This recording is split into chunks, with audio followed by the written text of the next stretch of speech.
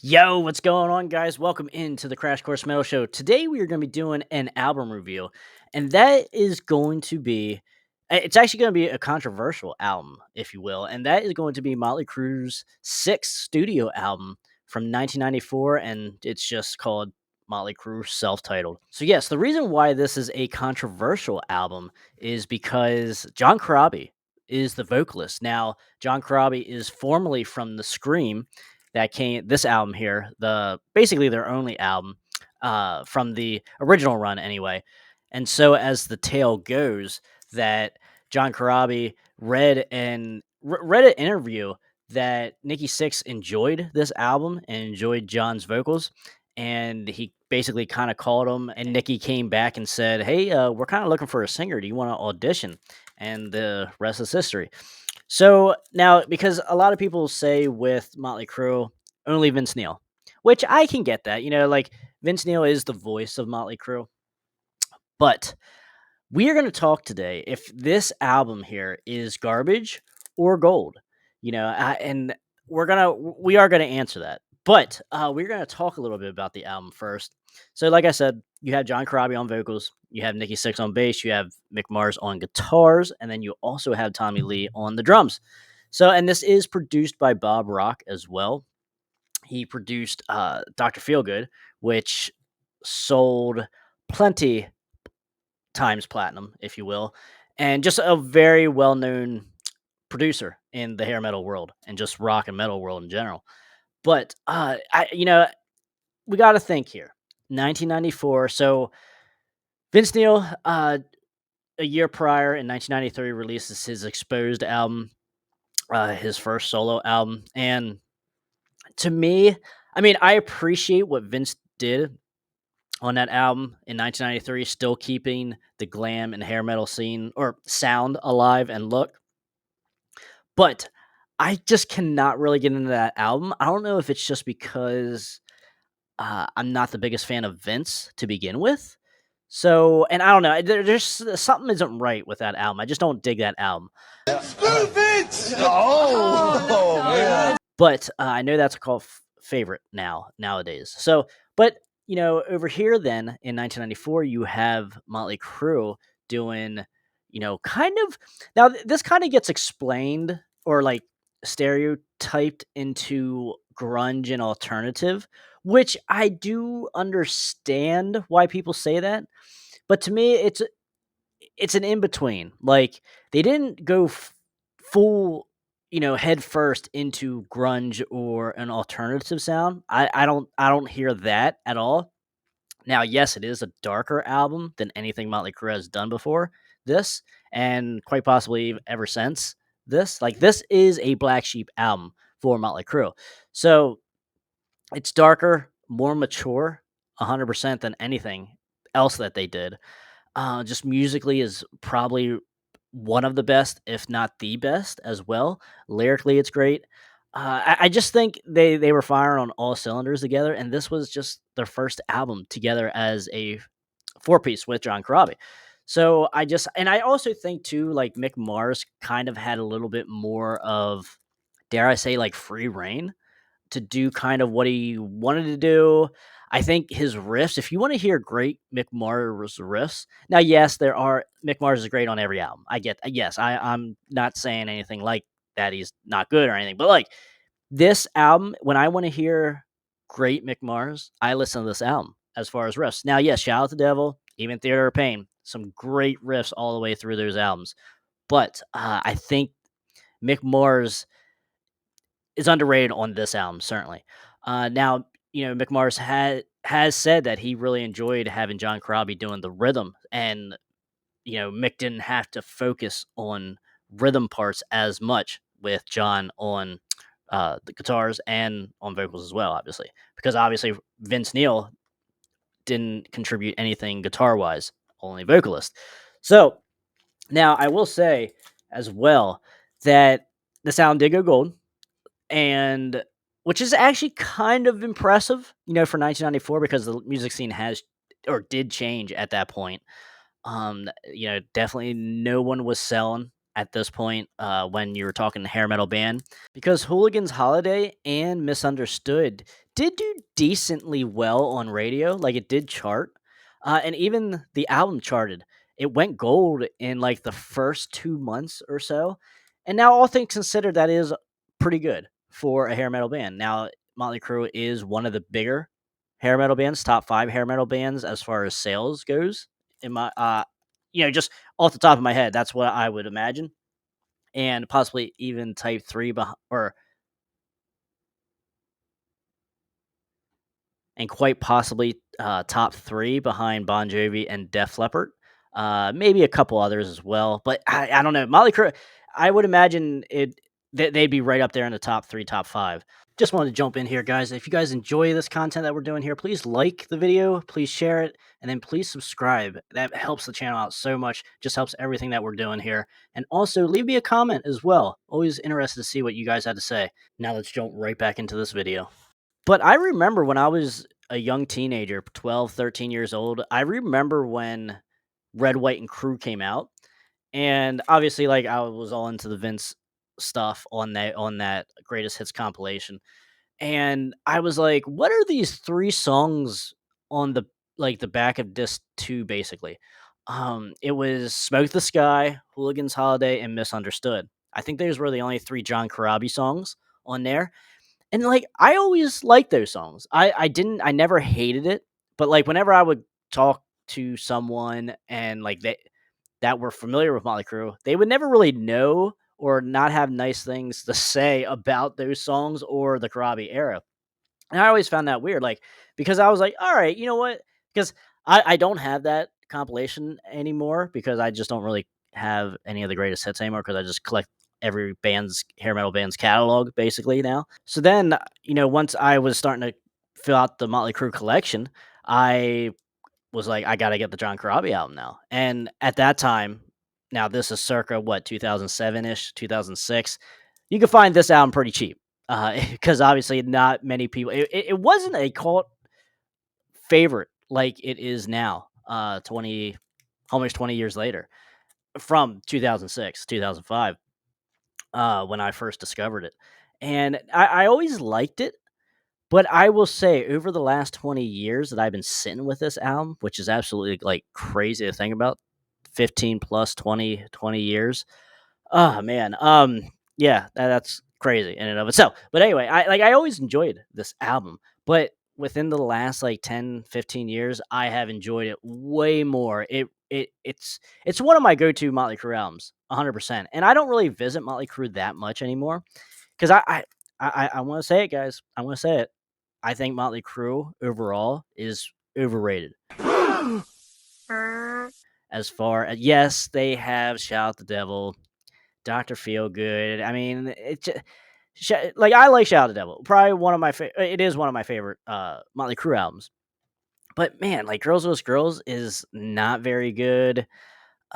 Even like the debut album, like Too Fast for Love, like I like it, but I don't get. I think the reason why it gets as much love as it does is because it was the first album. Like, it was so early in '81. It was like that's the first one of the first like pioneering hair metal albums, if you will, that a lot of people point to. Which, I mean, I'm not necessarily disagreeing with that, but I just think as an album, you know, it's fine. It's fine. Nothing totally groundbreaking. Now, like, if I lived through '81 or the '80s, then yes, I would probably have a little bit of a more of emotional tie to it.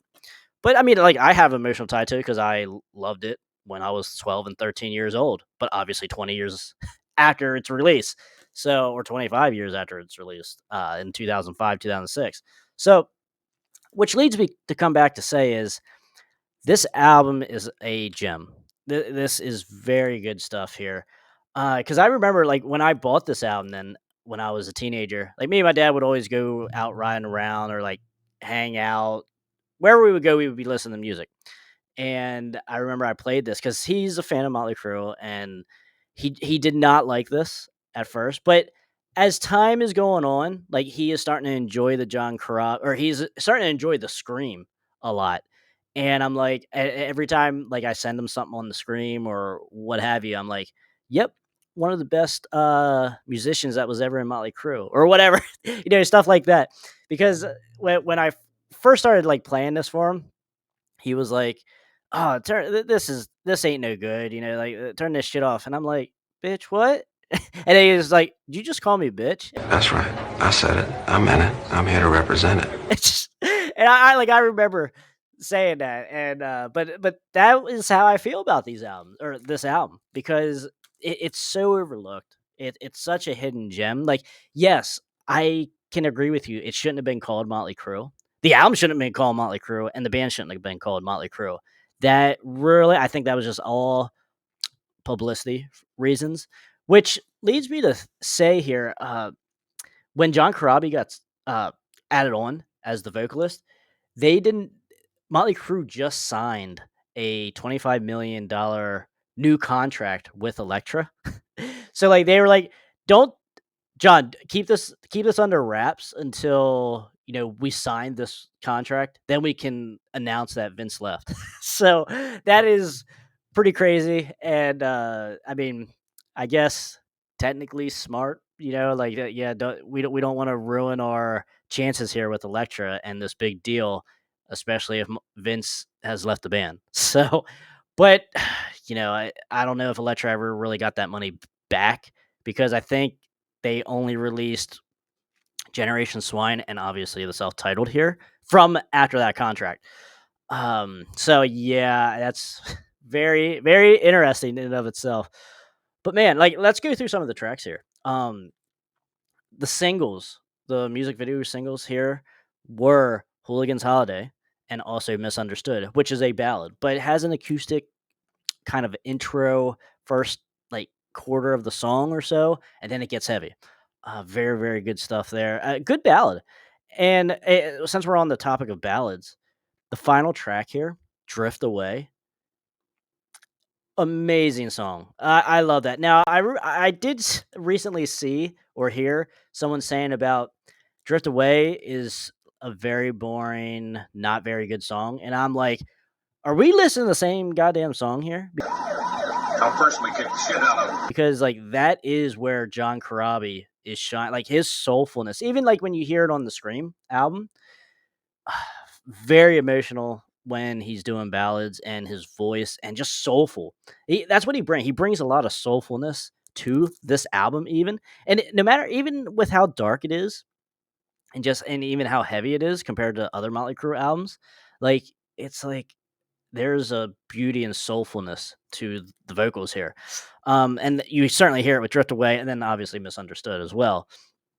But man, like when Power of the Music, the first track comes on, when I play this album, by the first minute, I'm like, oh, fuck yeah, I'm ready to listen to this whole album, like all 12 tracks. Like, I'm ready for this adventure. And it's just so good. Because, like, Tommy Lee sounds good on this album. You know, Mick Mars obviously sounds really good. I loving his riffs. Even, like, some of his solos aren't, like, the most flashiest or anything like you would hear on, like, Theater of Pain or Shout at the Devil or what have you. But man, those riffs are killer. Like this is if you love Mick Mars, you should listen to this album and listen to these riffs. Like I don't know, they just seem way overlooked. And then moving on here, second track, you got Uncle Jack, really good about a child molester. Like heavier shit here. Like this lyrical content on here is heavier, but like I said, it's not necessarily a depressive album. You know, like it's like I said, it's darker, but that's just where hair metal was going. You know, like to me, this is just kind of a natural progression for hair metal. Because obviously, like once you got to 1990 to 92, 93, sleaze was pretty big, not big as far as like in the mainstream, but like within the hair metal genre, like that started becoming a thing, like sleaze metal as a subgenre underneath hair metal. And it's like, okay, this is awesome. Like it's just a natural progression. And then you also added in some bluesiness too to the sleaze and just hair metal in general. So you had a lot of different, even like funk metal, not with this album, but like you had funk metal bands kind of coming out in the hair metal genre as well at that time in the early 90s. So you had like all of these subdivisions within hair metal, which makes this 89 to 93 era so great. Am I wrong? No. Am I wrong?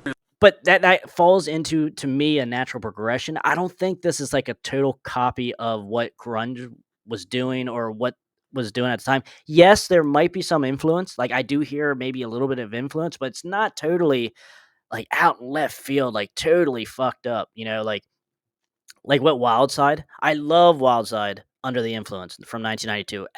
One of the best of the genre, of the hair metal genre.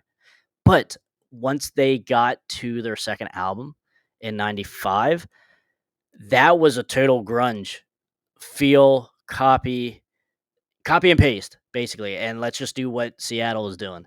And bands did that and they failed way more times than not.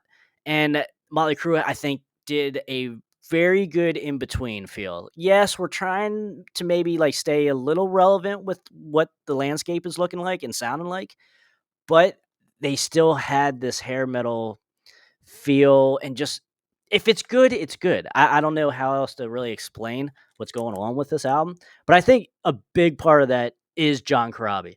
Like throughout all of John Corabi's career is quality stuff, and I don't care what year you're looking at, it's going to be quality. So and you're adding Nikki Sixx's, songwriting input as well to this. I think it was just a really good mix and match. So great stuff all the way around here. I will say two of my favorite songs on this album is back to back here. Track number 7, Hammered, and number 8, Till Death Do Us Part. Two great riffs on both of these songs. Good solos. Like, man, I just absolutely love Till Death Do Us Part. That chorus and like John's vocal delivery of that chorus and of these, like, the words and of the song. Look out, man. Like, this is like, that's the point. Like, these deep cuts on here are pretty good. And then you also have some like more lighthearted, a little bit more lighthearted, if you will. Stuff like Love Shine and Poison Apples, where they are kind of like nodding to the past a little bit. More of a hair metal feel, lyrical content, if you will. So here, and then you also had another music video I forgot, which was Smoke the Sky, which is a good song. Like it's not my favorite off of the album, but it is heavy, and it is obviously talking about THC, marijuana. So there is some of that nod to the past as well, like the party lyric. So like I said, Dropping Like Flies, is a good song, but it's not necessarily my favorite. But I can listen to all 12 tracks here, and then you finish off here with Drift Away. Like I said, great ballad and a great way to end the album, and you're just like, oh, fuck, I might have to listen to this album again. So, guys, this album is certainly quality, top quality stuff. Just don't listen to it and think it's Motley Crue, if that makes sense. Listen to it and think it's some other band. I was gonna say 6 a.m., but there's obviously a 6 a.m. But I don't know, a Mick from Mars or something. Like, I don't know. Like, think of another band. So, I think if you do that and listen to it with an open mind. Now, I will go on a limb here and say, think of it in the same way as Chinese Democracy from Guns N' Roses. Now, this is way better than Chinese Democracy. I'm not saying about that, comparing it like that, but just like if you listen to Chinese Democracy with an open mind and don't be expecting Appetite for Destruction, I think you will find a good amount of stuff on Chinese Democracy that you can actually enjoy and replay. The replayability is high. Same thing with this here, the Motley Crue self-titled. I mean, like I said, I was a fan of the Scream as well. So like to me, it's a natural transition to like this album because I love the Scream so much. So, and obviously too, like when I was young, I was like, okay, I actually like these John Corabi songs here on this Greatest Hits, Motley Crue Greatest Hits. So I guess I do have a more of a love than your normal Motley Crue listener or fan, but I just think it's a gem, just covered with a lot of shit as far as people throwing a lot of shit on it, but it's actually a gem, and a lot of people are starting to wipe off the shit and starting to figure out that this is actually a good album. Just don't be expecting Dr. Feelgood or Vince Neil even. Like, I don't know, because Vince Neil even said, like, I guess sometime during their Motley Crue's reunion in, like, 2000, well, obviously, they had the reunion in '97, but sometime in, like, 2000, he mentioned, uh, he never even heard of this album when when he rejoined Motley Crue, because he wasn't a fan of, like, what they did, like, the how they shifted their musical tone to alternative or grunge or whatever. And then the first thing I thought of, though, when I read that, I was like, "Oh, did he forget that he did Carved in Stone?" Screw Vince! Oh! Like his second solo album. Like, okay, you what you did was way worse than what this is, as far as trying to totally go into what was cool at the time. Like I don't know how else to explain this. Like, this is quality songwriting, quality vocals, quality musicianship from everyone here on in the band. Like, I really dig this album a lot. Now, as far as this one here, compared to the Yellow, this one here does have the bonus tracks, and which was, I think, the EP that they did the next year later with John before they obviously released him or fired him, what have you. It had Hypnotize and Baby Kills, and then also Living in the Know. Very good. This is good stuff here. Even like the outtakes, if you will, of this album. Super solid stuff. Now, would I change, like, take a couple songs off of the original to put one of these EP songs on? Possibly, but man, I think 12 tracks of the original is just fine. I don't think I really need to change too much of it, but I'd be open to it once I sit with the EP a little bit more. Hey, this is Michael Kelly Smith from Britney Fox. You're watching the Crash Course Metal Show. Rock on. But nonetheless, guys, though, for me, I'm going to give this album a 4 out of 5. I like this album. Certainly one of the strongest Motley Crue albums in the whole catalog. Musically, lyrically, the whole 9 yards. And even like their look, they didn't really change their look drastically like a lot of other bands did. Like, I don't really see no flannel here. I don't think this was such a sellout to grunge or anything like that, like a lot of other bands did at this time and previously. I don't get that at all. I'm not really on board with that angle or that theory. Now, when you're talking about Generation Swine, that's a whole different story as to what they were, I guess, trying to achieve and do. But man, this here is what you want from Motley Crue, in my opinion. Obviously, if you're not the biggest fan of Vince Neil, but if you're like, oh, Vince Neil or nothing, then okay. If you want to live life like that, that's fine. Do we have terms?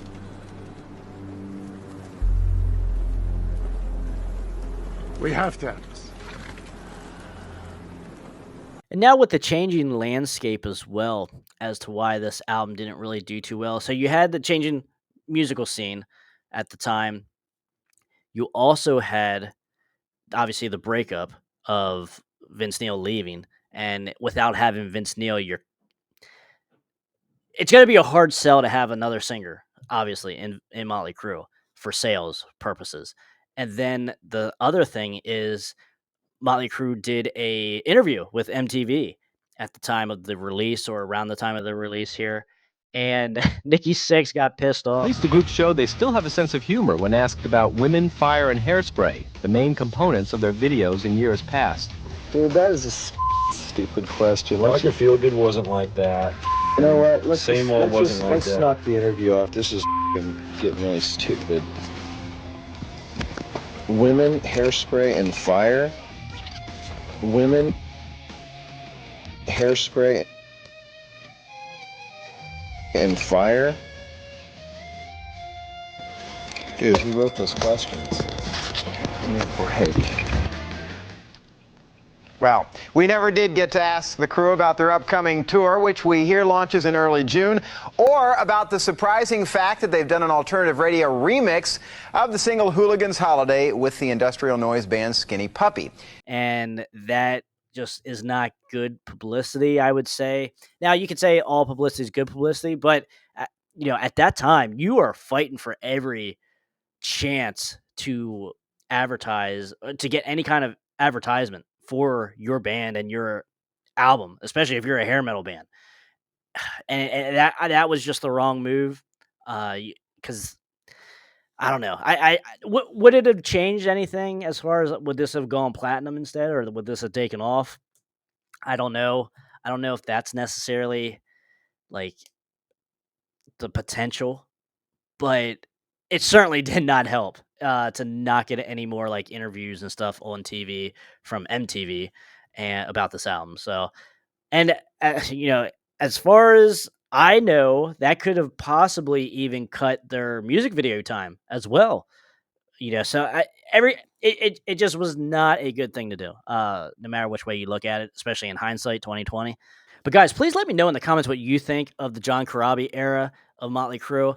Do you want them back? As far as like, since Vince can't really sing live anymore, I guess anymore as in like the last 20 years, would you like to see a John Corabi Motley Crue reunion? Hell, even take both singers out. Who just do what Halloween does. Just take all three of the original singers out, and they're putting out great music to this day with all three original singers. Like, just bite the bullet, and they're doing great live shows, all three together. And it's like, come on, guys, like, you can do it. You can do it. So, guys, thank you so much for watching. Stay out of that collateral damage. And if you guys enjoyed this album review, check out this one right here.